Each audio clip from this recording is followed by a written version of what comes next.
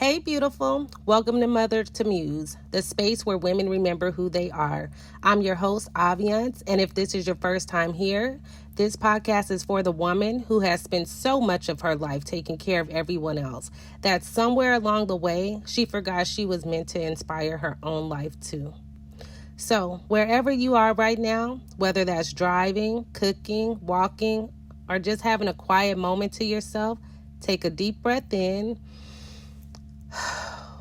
and settle in. Welcome to Mother to Muse. Let me start with a simple question.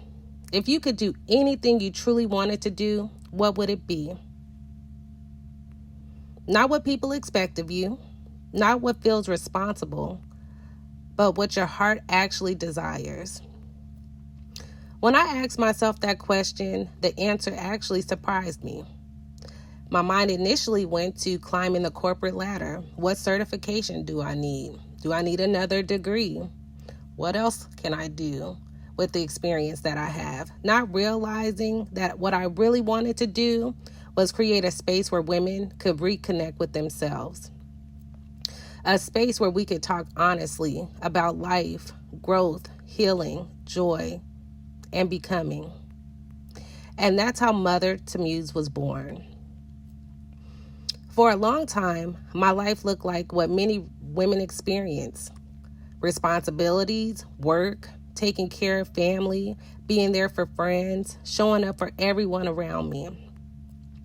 And while all of those things mattered, there was a moment where I realized something important. Somewhere along the way, I had gotten so used to supporting everyone else's life that I had stopped nurturing my own. And I know I'm not alone in that. So many women spend years pouring love, energy, and support into the people around them. And that's beautiful, but at some point, we have to ask ourselves an important question. Where do we exist in our own lives? And that question is the beginning of becoming a muse. So what is a muse? Now, when people hear the word muse, they often think about someone who inspires other people. An artist's muse, a poet's muse, someone who sparks creativity into someone else. But here's the shift I'm making with this podcast. A muse isn't just someone who inspires others. A muse is a woman who inspires her own life. She moves through life intentionally. She honors her peace. She creates beauty in her everyday experiences. She allows herself to enjoy her life, not someday, but now. A muse understands that life isn't only about responsibilities.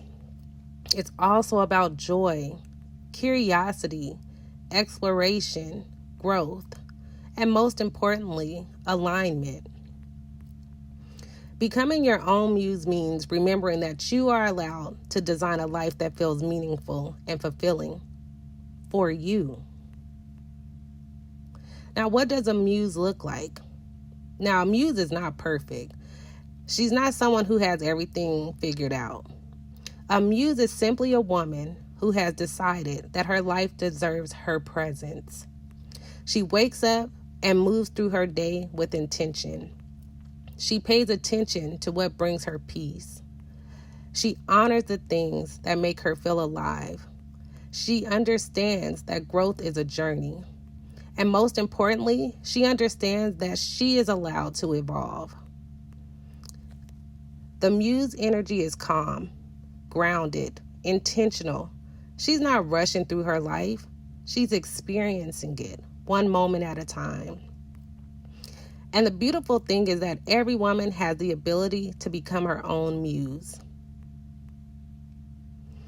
This podcast is not about perfection. There may be times I stumble over my words, maybe get lost in my thoughts, but this podcast is about reflection.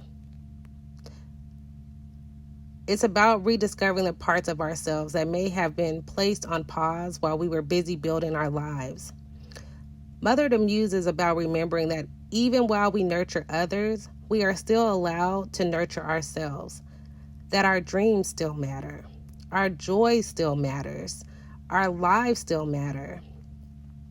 And becoming your own muse simply means giving yourself permission to live with intention.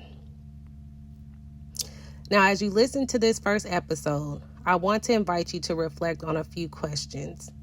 You don't have to answer them right now. Just let them sit with you. Who was I before life became so serious? What parts of myself have I been postponing? What would it look like for me to reconnect with the woman I used to be? What would becoming my own muse look like? Now, before you go, remember this. You are not behind. You are not too late. You are simply becoming.